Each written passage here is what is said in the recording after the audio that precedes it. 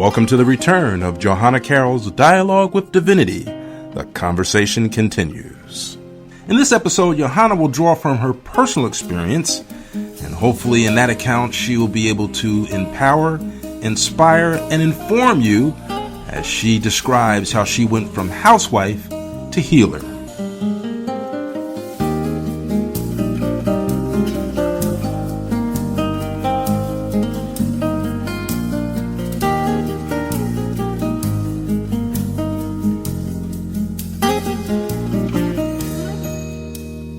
Now we bring you our host, international intuitive, author, and spiritual teacher, Johanna Carroll.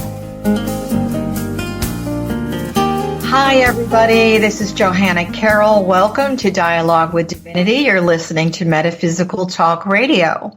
And today we wanted to really introduce you to a new way of looking at possibly your life and the work that you're doing by giving you a peek into how I became an international healer from housewife. So our title today is From Housewife to Healer.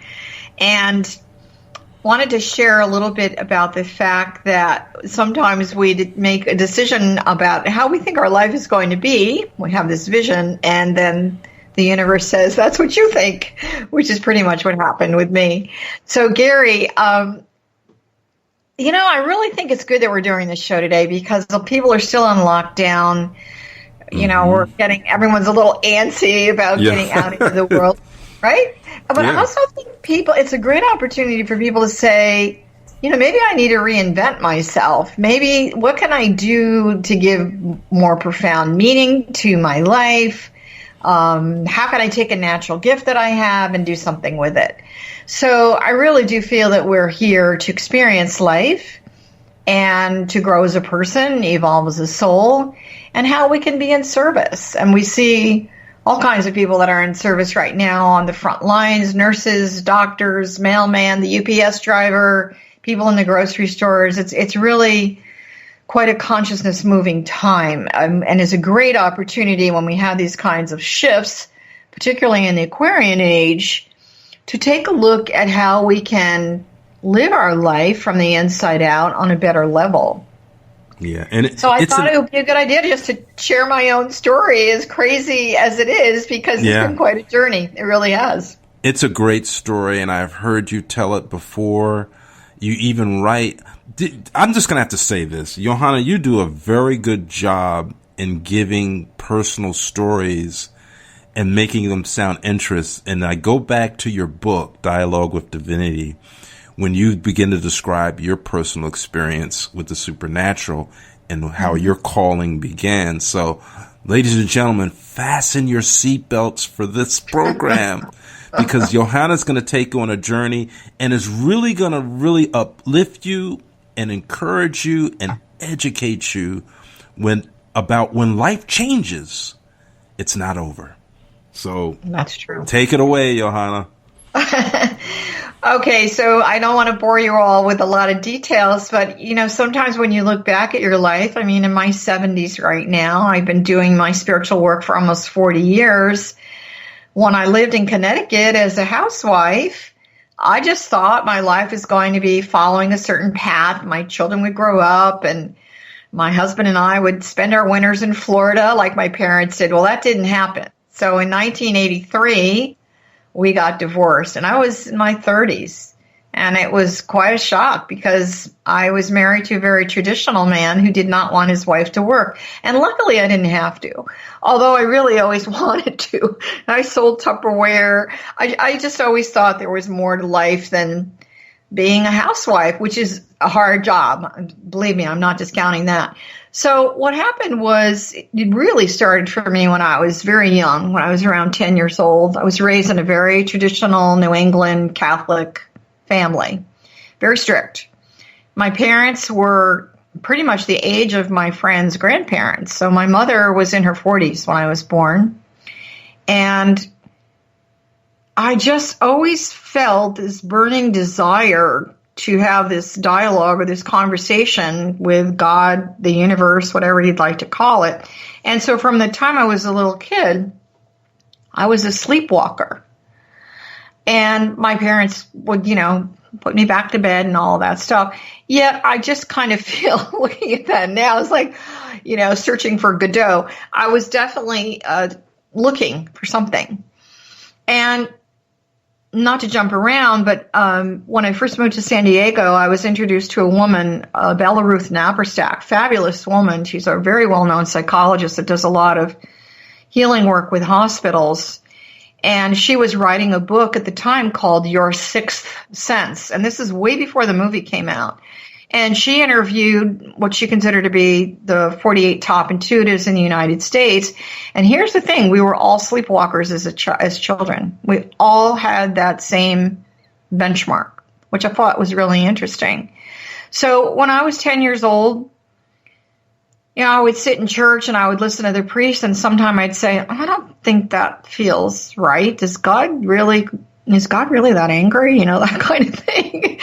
And I would question things, but I never said anything. I was a little kid. And then I would get up in the middle of the night and sit by my bedroom window and have this conversation. And then weird things really started to happen. So I'm 10 years old. It really scared me. However, I knew that I had this connection.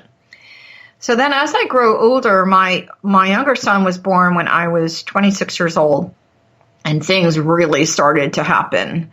I started to see things and hear things. People, if I told anybody, they probably thought I was having a mental breakdown or something, but it really wasn't. I would be walking through the house in the middle of winter, and all of a sudden I would feel like I was walking into a field of flowers. No flowers in the house, no perfume on. And then other times I'd be in the house and I would hear somebody knocking on the door. Go to the door, nobody there. Go back upstairs, knocking on the door. That happened. Then I would hear music coming out of nowhere. It was really interesting. So I felt like my tuning fork was tuning in to the other side. Again, I didn't really do anything with it. I just thought it was interesting. And I did go see a psychic in my late 20s, and they said to me, you should be reading for me. And I was like, what? And you're going to move to California, and you're going to be a big teacher. And it's like, I don't want to be a school teacher. I didn't even know what they were talking about. And it was prophetic on some level. So when I was in my early 30s, 1983, we got divorced. And I never really remembered this whole thing about California and all that, but a really good friend had invited me to come and visit in California. And so I did, and I came and fell in love with it. It was wintertime. Who wouldn't want to be in Southern California? It's gorgeous. We took a little trip down to Ensenada, Mexico, because San Diego is a border town to Mexico. It's really easy getting there. It's a beautiful, beautiful weekend. It was a Sunday. I remember that because in Mexico on a Sunday, all the families come to the beach. They do their picnics. It's a, very family-oriented country. Really, it is. And so my friend went for a walk on the beach, and I'm sitting there on this beautiful day. Kids are yelling, screaming, noisy. And all of a sudden, I just closed my eyes, and I said, please help me. And I just felt like I was lifted off of that beach. I did not hear any children screaming, the water, nothing. It was total silence. And I felt wrapped in love. Just wrapped in love. It's so hard to explain. And I just felt like I was embraced, and I felt that God really did hear me. So I felt, oh my gosh, this is like unbelievable. And so when I came to, and I don't know if I was out for 5 minutes, 10 minutes, or an hour. I didn't have a watch, but my face was soaked. My bathing suit was soaked. So it was very, obviously I had been crying. Very, very, very, very emotional. And so I felt like, okay, God, really did hear me. And so that really made me realize that I had found the start of my spiritual map. So I went back to Connecticut, and over a short period of time, I quit my job, and I moved to Southern California and is flying across, in an airplane with a glass of champagne going over the Grand Canyon. And it's like, oh my gosh, what the heck did I just do? I mean, I left a whole way of life because I had been born, raised, educated, had my kids, everything in Connecticut. And I'm going to the other side of the United States. It was huge. My family thought I was nuts, so I was afraid to tell my mother I was doing this. So the minute I arrived in San Diego, just everything fell into place. My younger son had realized that, I wanted to find some kind of a church or community. And actually, the first thing I did was I started to go to a Catholic church that was Spanish. So it was beautiful. I would listen to the Mass in Spanish. And then I started going to some little meetings about, psychic development, just kind of testing the waters. And then I met some people that were sort of put in my path. And then I started to study, really seriously study, to develop this natural gift that apparently I had. And fast forward a few years, I was dating a guy, and he had a really unusual thing happen to him. He owned an island in Honduras, and his wife had been murdered there. It was just really, the whole thing was very eerie. And he was running a business down there, and he'd asked me some questions. And I sort of did my psychic thing and gave him information. Apparently it was correct because he went out and I guess told a lot of people about it, unbeknownst to me. So one night, this woman calls. Her name was Jan. I knew of her vaguely. And she said, I want you to do a psychic reading. And I'm like, wait a minute, I don't do this. And she said, well, that's not what I heard. And she said, I'm going to call you tomorrow night. I'm going to call you at 7:00 because I was working, obviously, a regular job. And, this is what I'm going to pay you. And I can't take any money. Anyway, long story short, it was like, okay, she's really pushy. So she said, no, I really need to talk to you. And I thought, okay, whatever. So I prepared, I did my prayer. I had learned some tools, obviously, to get into a meditative state. So I did all that. She called. This is why she called. She had been married to a guy. They were getting a divorce, and they had adopted a child together from another country. Mm-hmm. And through the divorce process, he was trying to get full custody of this child. Well, what came out in this reading, and you have to understand, for me, when I was doing this, it was like I felt like I was talking, but I didn't know where this was coming from. So I guess in today's language, we'd say I was channeling, downloading. It was just information that was flowing through me. Because I always said, God, speak through me, let it be thy voice that is heard. And that's what happened. So what happened was, I said, you're married to a bigamist. And I'm thinking, where the heck did that come from? So anyway, we talked about it, and I said, okay, let's look at this from a logical point of view. How are you going to prove this? I hope your attorney is somewhat open and receptive to the fact that you're talking to a psychic, and go back, give her this information. You guys need to hire a detective. Mm-hmm. And they did, and they did find another wife. They brought her into court, so he had absolutely no legal rights to this child. Beautiful. So basically, this psychic me is in the law records of family law in the county, courtroom of San Diego. So it was really interesting how this all came to pass.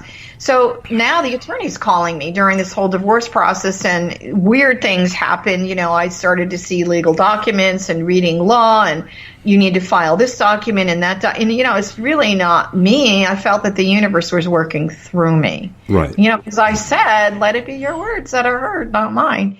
So now she's calling me for readings, and then they're referring other people. And it's like, well, wait a minute, I'm working. So I had to do this at night and on the weekends.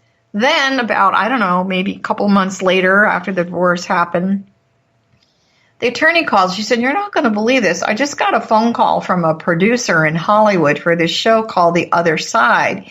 And the producer wanted to know if I ever had an unusual situation that I saved someone's life. And she said, and I immediately thought of you. And I said, well, I don't think I saved anybody's life. And she said, yeah, but you saved a child. And so another long story, very short, they sent down a limo for Jan and this attorney and we went on this show called The Other Side, and there was an audience, and I was a little nervous about it, and the host comes up before the cameras start rolling, and he said, "Do not use the word psychic. It's a horrible word. People are afraid of it." And I'm like, okay, whatever. I'll just use intuitive or something, which was becoming kind of trendy. Yeah. Mm-hmm. I use that. So the cameras start rolling, and he comes right up to me, and he says, "So you're a psychic?" And I was like, okay. So that started to happen, and then just everything from there, it's really interesting. Everything just was laid out. I'm not saying it was easy. Now I've got this private session doing psychic readings business. I've got 2 jobs, my corporate job. I'm working at night and on the weekends. And then what started to happen, after a while, people asked me if I would start teaching classes and seminars on spiritual development. I said, okay, sure. So for me, I always say the universe speaks through the voice of others. So when you keep hearing the same question, maybe you need to pay attention. So then what I started to do, I used my vacation. And of course, at that time, 2 weeks vacation a year, traditional. I started using my vacation, and I would do these seminars or retreats. Mm-hmm. So then that started. And one of them, I decided to actually attend a retreat in Sedona, Arizona, and fell in love with Sedona. And so now I've got a whole Sedona thing going. And to make a long story short, now I have, pretty much 2 full-time jobs. It was really overwhelming. And I had what I refer to as my corporate crash moment. And I moved to Sedona. I left corporate healthcare, and I moved to Sedona, and unbelievable opportunities started showing up. I was invited to be a guest professor at a local college where I taught about spirituality and metaphysics. Right. Yeah. And then NAU, Northern Arizona University, which was in Flagstaff, they contacted me and asked me if I would be an instructor as part of their Osher program, mm-hmm. which it was an adult program where people would come into Sedona and we'd talk about the vortexes, and I'd actually walk them around and they'd have their own experiences. That happened.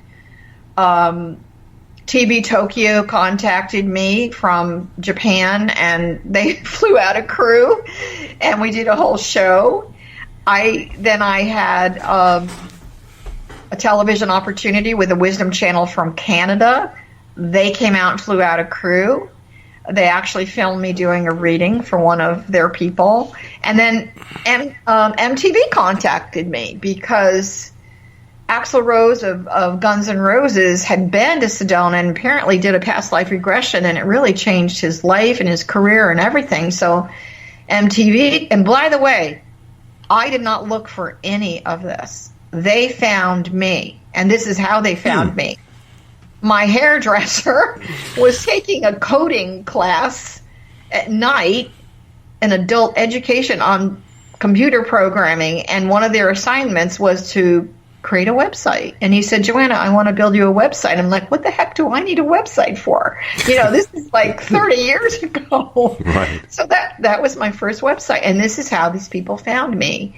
And then, it just, all these things started to fall into place, and then I started to do annual seminars in Sedona, and I would go back and forth Sedona. I mean, I thought I was going to retire there, and so I would go back and forth from Sedona to my place, here in San Diego, and then I finally decided, I'm just going to stay in Sedona for a while. And Sedona is a very, very sacred place. I met with a lot of the Native American elders to have an understanding about the sacredness of the land. I started doing vision quest work there. Whatever people asked me for, I felt was the universe asking me to consider doing this. And I think for those of you that are listening, I always say the universe speaks through the voice of others. So repeated requests, or these signs, if you will, kind of biblical, pay attention to them. Because I do feel that we are being guided. It's our inner soul that's guiding us. So This is how my life has unfolded. I was invited to be included in a couple of books as an expert on spirituality. I've written 4 books myself. 3 of them were written in Sedona in very unusual circumstances.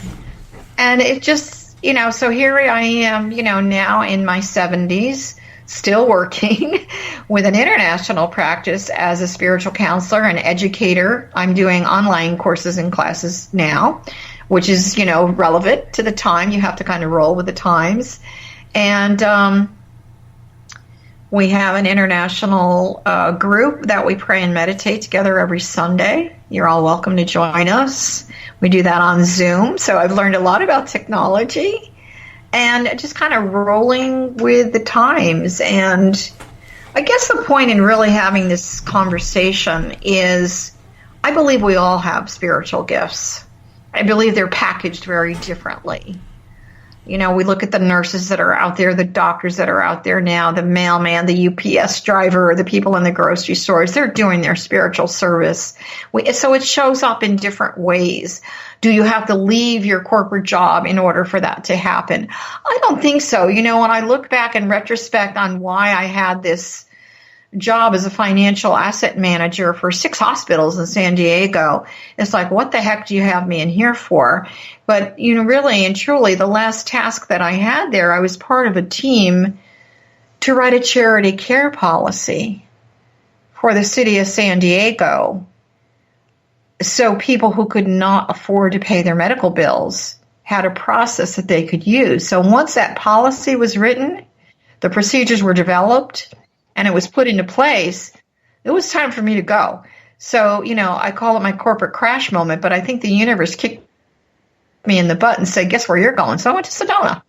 It's kind of history from there. But, the point is that here I am, this housewife in Connecticut. I had sort of not necessarily a catastrophic event, but an event that really changed my life, which now, in retrospect, it was a blessing because look where I am today. Really doing work that I love. It's very fulfilling. I'm helping a lot of people. I have spiritual children all over the world. And it's, and here we are also with a radio show. Someone had said to me a couple of times, you need to do a radio show. I'm like, really? And so one day I went on the internet and I just typed in radio show host in my browser and you showed up, Gary. And that's how easy it was. And I called you and you said, yeah, let's do it. And that was 10 years ago. So yes, I guess you just have to. It was actually more than that. It was 12. Well, it's 2008. This was. Yeah. So 12 years ago it was. Right. So, and then I took a little break and then obviously we decided to reactivate the show. So I'm not saying that I'm the queen of the universe, but really in retrospect, I'm very, very grateful that dialogue with divinity, here I am, this little girl, 10 years old, questioning some of the stuff that I'm hearing, saying, I don't really think God really feels that way. Let me see what she really does feel. And so the whole study of metaphysics and spiritual development, and then about 15 years ago, I said, you know what, I've studied all this information. I would really like to pay it forward. So I created a course called Get Psyched Intuitive Development, and I started training other people the way I had been trained. And a lot of those people are using their intuition for different things, for different reasons, obviously.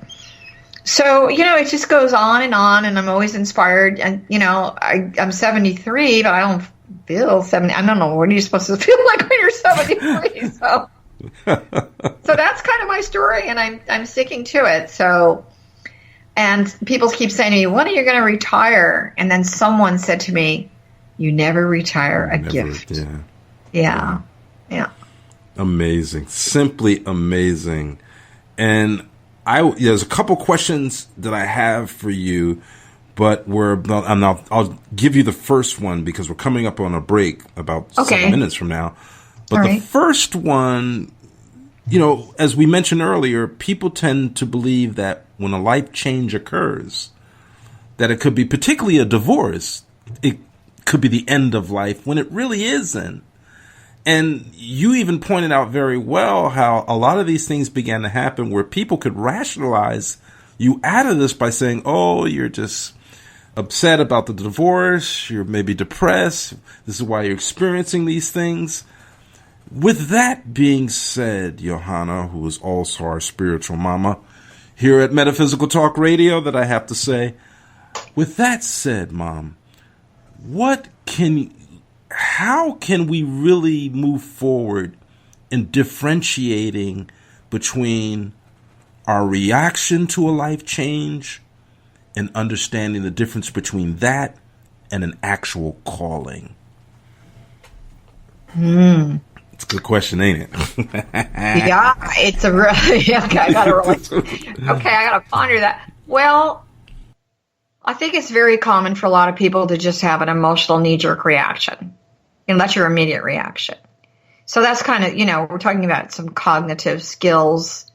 I always feel that maybe the older we get, the wiser that we get. However, I was in really deep sorrow. And I'm going to tell you, my parents were not happy about this divorce. It was I remember my mother saying to me, how do I tell my friends? I'm like, tell them the truth. He left, Yeah. He had an affair and he left. So, here I am in this little town in Connecticut. And I feel like the town turned its back on me on some level because I lived a very traditional lifestyle. We belonged to this, tennis swim club. I was a big tennis player. All of a sudden, these men who I had played tennis, they weren't allowed to even talk to me. Wow. And so it's like my whole relationship with people changed. Now I was not a married person. I was a single person. And those of you that are listening, you know what this is like. I'm sorry, but I know that it's 2020, but you are treated differently. You really, really are. And I was kind of lost, And also I have to tell you, one of the hardest things for me was, I've got my parents that are upset about, what are the neighbors going to think? And then I've got my extended family. My in-laws no longer had a relationship with me. Wow. I passed my father-in-law on the street, and he didn't even look at me. And my husband left me. I was getting ready to say that. Right. So it's like, I have to tell you, I was pissed. I was really upset. It's like I felt rejected on every level. So it's kind of like I had to leave. And my mother was really angry at me because my children stayed with their fathers so that I could get settled in California, but she didn't look at it like that. And, I did something in a very non-traditional way. And I came out here and, I did get a job right away, which was good. But it wasn't my divine destiny. And so how do you differentiate between something you need to do, you have to do, and whether it's a calling? I feel that if you listen to, like a lot of my male clients will say, I listen to my gut. To me, that's your intuition. The solar plexus is sort of the library of the universe. A lot of women naturally maybe are a little more attuned to their intuitive self because we deal with our emotions maybe more often than men. I'm not sure that's good or bad, but we do. And so it just felt right. Maybe it was a knee-jerk reaction that I needed to go, but I just knew there was something else out there. And also, I had an older sister who was very, very successful. And it's not that I was jealous of her. I was very proud of her. And I thought, I'm smart. There's stuff that I can do. I remember when I was married, being at parties, I was more interested in talking to the men about business than I was about exchanging recipes with the women. And, I wanted to know how the world worked. I was very curious. Right. And yet I was married to a very traditional man who did not want his wife to work. And I was very blessed, by the way, that I did not have to. However, so here I am, single. What am I going to do? I needed to work. And so even the first job that I had, I learned a lot about business. And so I started to build a realistic toolkit of skills.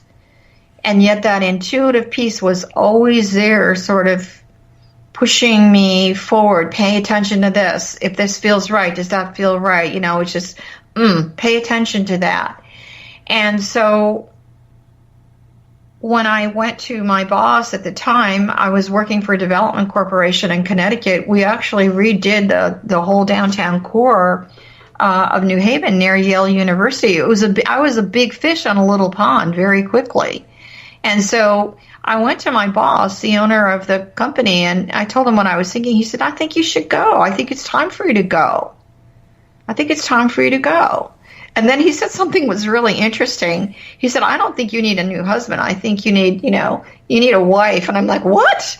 And he said, no, you need someone to nurture you and take care of you because you're really smart. I think you can do just about anything you want to do.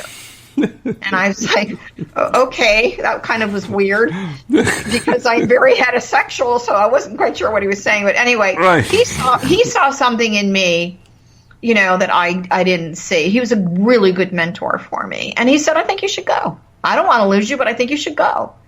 And so I did. And so I immediately started working for a development corporation in San Diego. I came with a lot of good credentials, but it never felt right. I was always looking for something new and different. There's that, I was not fully settled within. Mm-hmm. And then, as I went along, all these things started to happen. And in one of my healthcare positions, I, was managing a department, and they sort of knew that I had this woo-woo thing that I did at night. And one of the girls came to me once and she said, I've lost my wedding ring. Can you help me? And I was really quiet about what I did, but they knew. And I got quiet and I said, let me get back to you. So, later on I meditated on it, came back into the office the next day and I said, it's laying on top of red plastic. That's all I knew. It was laying on top of red plastic. So she searched everywhere. This is her wedding ring. She was really upset about it. About a month later, she came running into my office. She said, I found my ring. I said, great. Where was it? She said it was inside a Target bag with the red ring. You know how the Target is that big red. I'm like, cool. So, sometimes you get a message and you're not really sure what it was. So, those things for me said, there's more to, I was being called to help people. And then, of course, the whole thing that I had with Jan in the very beginning. And so I just feel like I was being nudged and pushed very gently by the universe. And then I took the leap of faith and I left corporate America and I never looked back. It was really interesting, though, because after I moved to Sedona, I get a phone call from another hospital system in San Diego offering me a job. And I'm like, wow, that's like another lifetime ago. I don't do that, And so I think in the Aquarian age, we have an opportunity to live multiple lifetimes in one life experience, whereas maybe in another reincarnation, we've got to do the whole thing, come back. Yeah. But, this is an accelerated age. So the calling was always to help people, because even when I was working in corporate America, I was always promoting my staff. And my boss came to me once and she said, why are you doing this? She said, you have to rehire, retrain. And I said, why wouldn't I help them? Why wouldn't I help them be the best that they could be? So, I was always encouraging people I would even teach them how to go interview for a new job. I wasn't afraid of losing them. So, again, I'm not the queen of the universe. It was tiring on some level, but it was wonderful. This one gal, I said to her, nobody ever told you were smart. And she looked at me and she said, you're right. And I said, but you are smart. So let me help you with that. And so the point is that our healing, helping service comes in lots of different boxes. We just have to be able to unwrap that box, recognize it and unwrap it and do something with it. And I really decided to do something with it, and the universe cooperated. So I feel like I'm in partnership with the divine, and it's working really well for me, obviously. Absolutely. And you hit the nail right on the head when you mentioned, because this is something that people often miss, and particularly for those who may find success but are still missing something. And that missing element is understanding the real purpose of all of this, helping people and providing a service. Yeah, I had an office in Hollywood for a while. One of my clients was pretty prominent in Hollywood in the fitness industry, and I would go and visit him, and I was invited to do lectures and seminars there. And he said, look, I've got this empty office. Why don't you come up once a month and just meet in person with people? And I said, okay, see, again. It's like, okay. All right. And he rented it like for nothing almost. And so I got very much into that whole Hollywood thing. And, I could tell you, just because you're very wealthy and you're a movie star does not mean you are fulfilled. And I'm not saying they're all miserable, because let me tell you, there's wonderful people in Hollywood. And, my message to them, we'll talk about that. Maybe we take another little break when we come back, right? Yes, Johanna, we're going to come back after a quick break with more of Dialogue with Divinity. The conversation continues.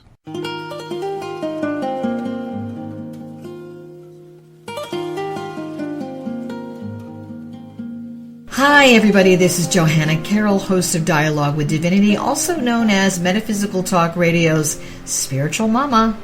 And I'm back. We did Dialogue with Divinity radio show for 9 years. It took a little break, and I decided in this tumultuous time that we're living in, I needed to come back. So here we are.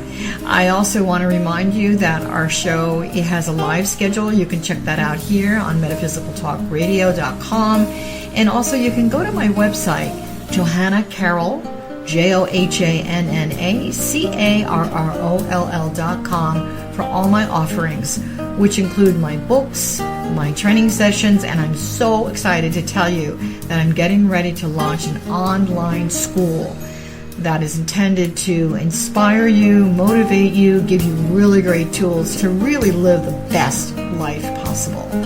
So thanks for stopping in to Metaphysical Talk Radio. I hope you have a beautiful, blessed day, and I will see you soon. Bye for now. You can tune into previous episodes of Johanna's programs from previous seasons on our live stream and on our on-demand page. We also encourage you to join us for the return of Dialogue with Divinity. The conversation continues every Sunday, Tuesday, and Saturday at 9 a.m. and 9 p.m. Eastern Standard Time right here on Metaphysical Talk Radio.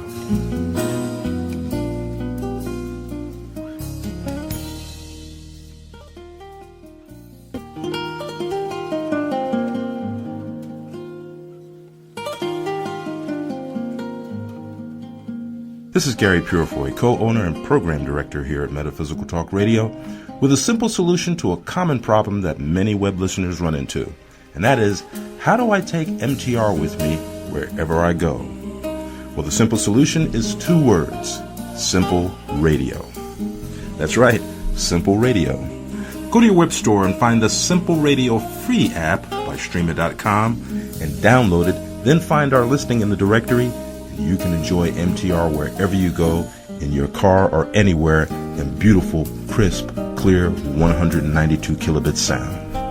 So once again, the simple solution to your traveling listening issues is the Simple Radio app in the app stores. It's totally free, so download it onto your phone and enjoy the listening experience for miles and miles. And as always, we thank you for listening to MTR, Metaphysical Talk Radio, at metaphysicaltalkradio.com.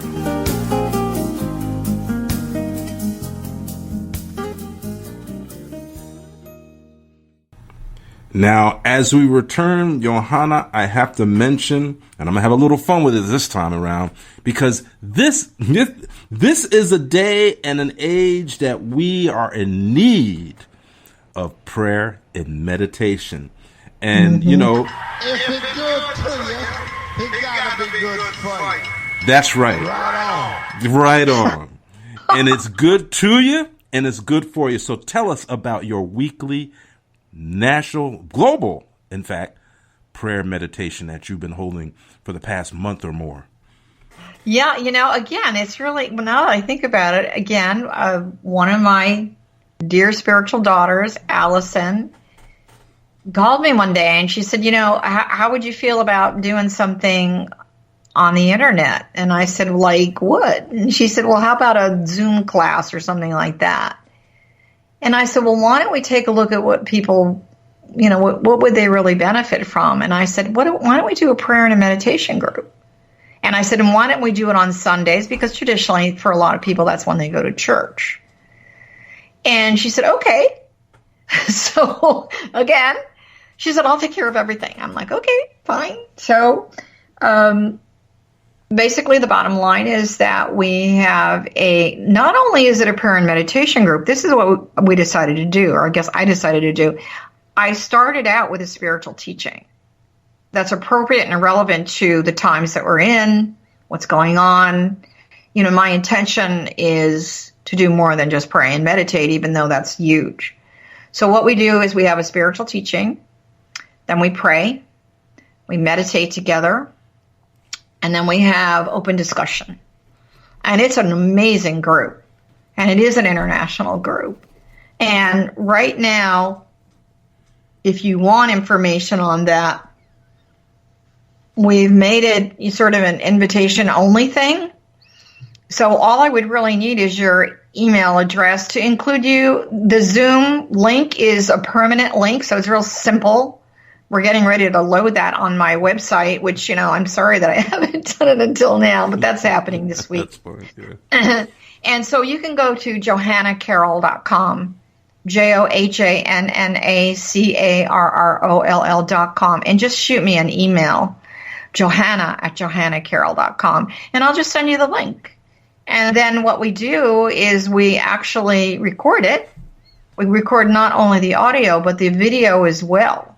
So if you're on that mailing list, you get to have access to those if you cannot attend. And it's really opened up some amazing discussion. It was a beautiful group of people. We have a gal from Germany. We have another lady from the Netherlands. We have people, obviously a lot of people in the United States as well, all over the place. But the common thing is the desire to really instill that sense of spirit in a time that's really, really needed, and also a sense of community. So, we can't go out, and it's really more than about church. It's about connection. Right. And so it's creating a very community of unity, if you will.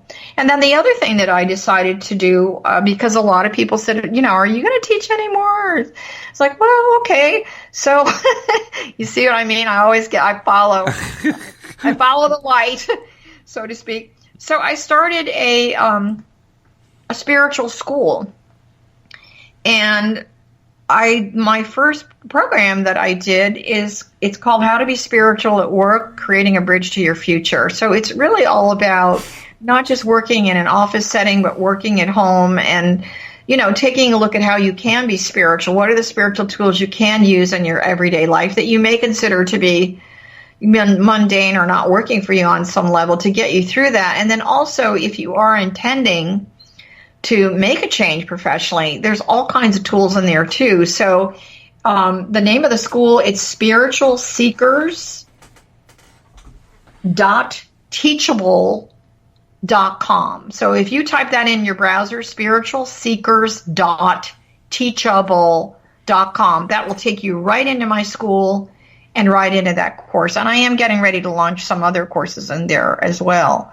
So, all of these things, the prayer group, it's all intended to really help people. I mean, that's always been my intention, for people to be the best that they could possibly be. Absolutely. And we also are encouraging for those who want to support and sponsor this broadcast. You can simply do so by contacting the station, Metaphysical Talk Radio, through our website. We have a link set up for contact and information. We have rates available and everything that you need to either be a sponsor or you can be an advertiser or a benefactor. But again, I love to have fun with these conference calls, these Zoom conference calls, because if it's good to you, it gotta be good for you. That's too much. So, back to the show. You were about to discuss some of your clients who are involved in Hollywood, and how that evolved, and just how your service to them has really taken off as well. Let's talk about that. Okay, so Victor, I don't want to name his last name, but Victor used to be a professional dancer with David Bowie. And he traveled all around. He was part of the Glass Spider tour. He was also did a lot of movies with John Travolta as a dancer, young dancer in Hollywood. And his story is really fascinating because he came from a very traditional Mexican family. He broke the mold, not only with his sexuality, but his choice of career, et cetera, et cetera, et cetera. He's a really fabulous guy, so interesting. And so he was referred to me. You know, my business basically was built by referral. It still is. And so I just felt a real kinship with him. And like I said, he was very generous. He offered me office space. He referred me to all of his clients, you know, et cetera. He really built my Hollywood clientele. He really did. And then it just took off. So what I want to say about Hollywood, and this is a conversation that I've had with a lot of these people, they do, and you need to know this, those of you, they realize, they appreciate the fact that they're in a position to be a messenger on some level. And yet, you know, if you understand how Hollywood works, they've got, you know, their publicist, their manager. I mean, they've got like a whole group telling them how they should be, what they should do, what they should say, et cetera, et cetera, et cetera. So it's, you know, they lose themselves sometimes.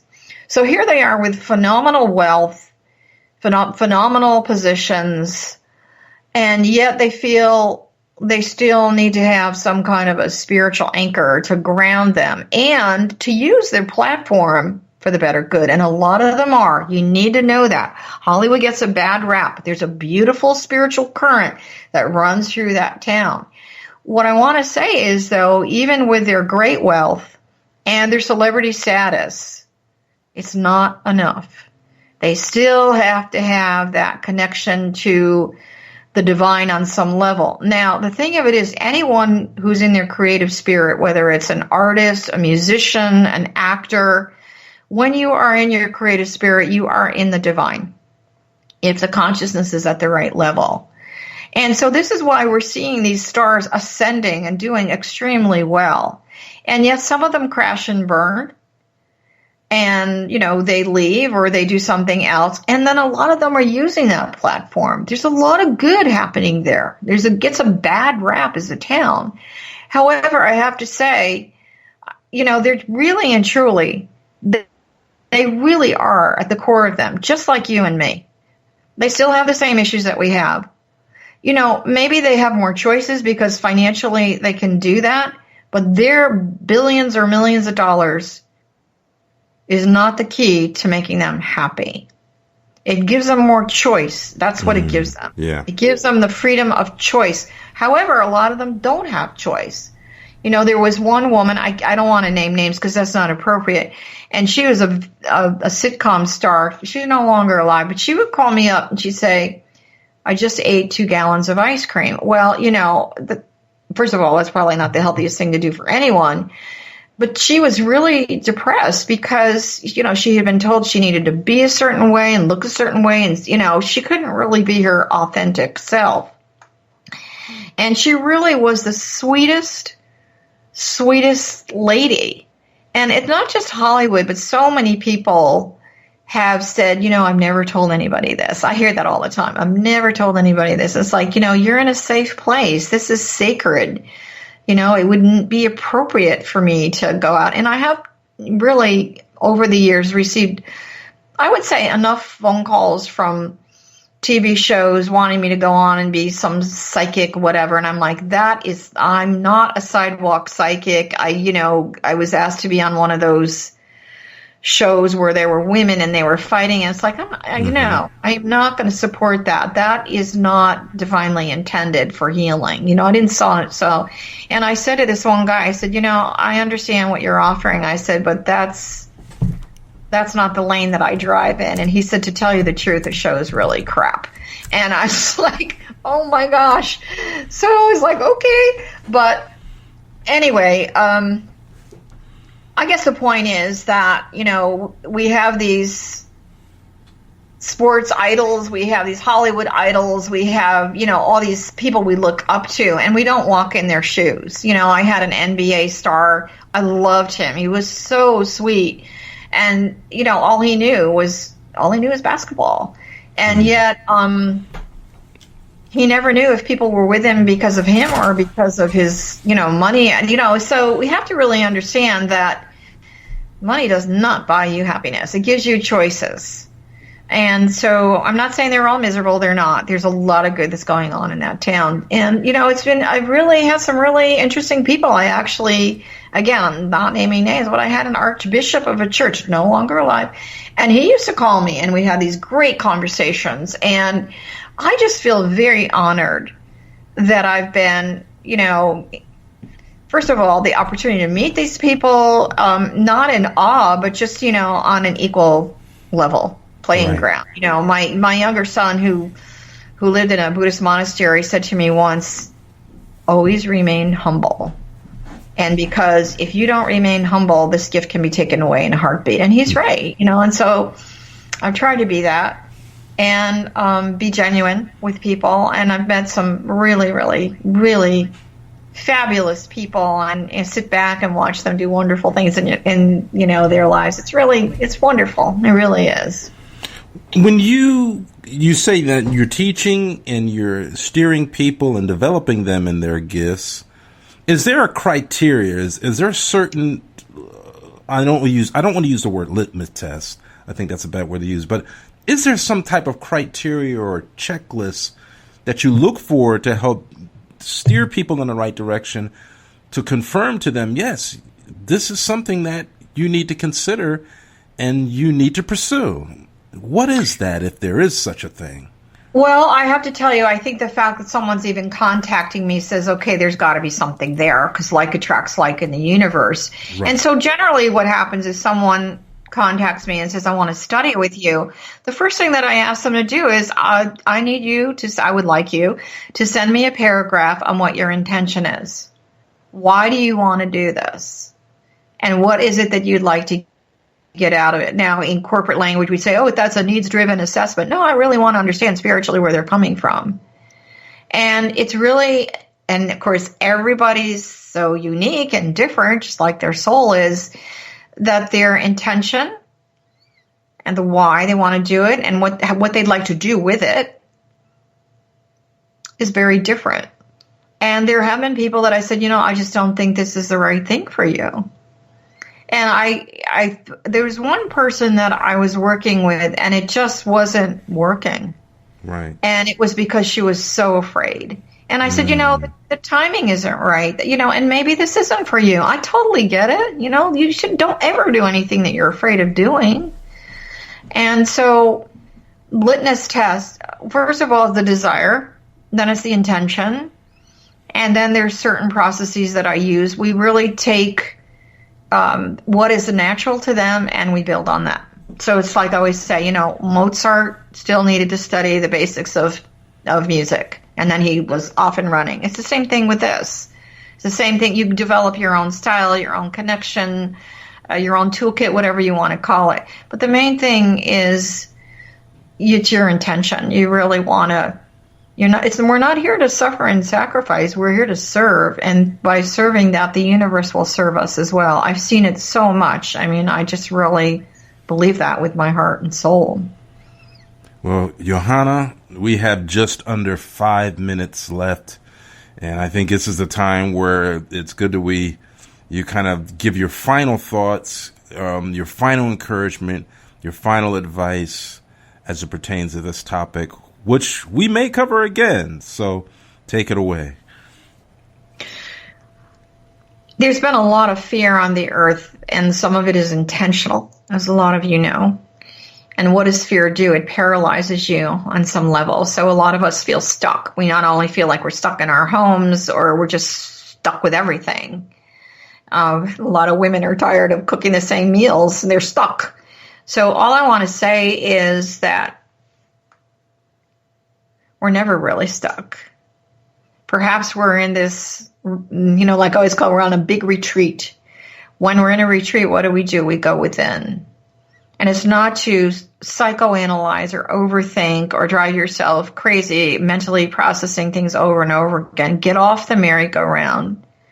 It's like, when I go out into the world, what's the gift I'm going to go out with to serve myself and to serve others? This is not a time of sacrifice. This is a time of excelling. And so, just in practical terms, that the healing industry, no matter what level you choose in that, is considered to be the fastest growing industry for the next 20 years. Wouldn't it be wonderful if you could ride that wave of consciousness and take you to a place that you wake up every morning really happy with not only your lifestyle, but what you're able to provide to others and what's being given to you in exchange? So like attracts like in the universe. The first place you've got to do is dive down into your own soul and ask the same question I did. Please help me. Show me. It's the age of revelation. And you do have the opportunity to do that. Just be quiet. Find the stillness. Join us on Sunday if you want to. It's not same old, same old. This is a time of renewal. And it's a wonderful time of choice. So I hope that helps you and inspires you to really live a fabulous life. And at the end of the day, being very content that you've helped yourself and others at the same time. So I'm going to send you lots of love, wrap you in that beautiful cloak of golden, warm love that I felt, sitting on a beach in Mexico all those years ago. It changed everything for me. So maybe this is your pivotal moment of change. Change is the constant of the universe. It does not need to be chaotic. It's there to create something new, which you have the opportunity to do. So sending you lots of love, and we're going to encourage you to continue to listen to Metaphysical Talk Radio. Our show, we're very proud to say, is now on iHeartRadio, among other places. And, thank you for joining us. If there's anything that you'd like us to cover, please send us a note at Metaphysical Talk Radio. We're here to serve you. So it's our intention to help you not be stuck and to move along the road and see the opportunities that God's Spirit Universe has put in front of you. So again, sending you lots of love and light and really encouraging you to find a path that speaks not only to your soul, but to yourself as well. So wishing you lots of love in your journey on the road of life. Bye for now.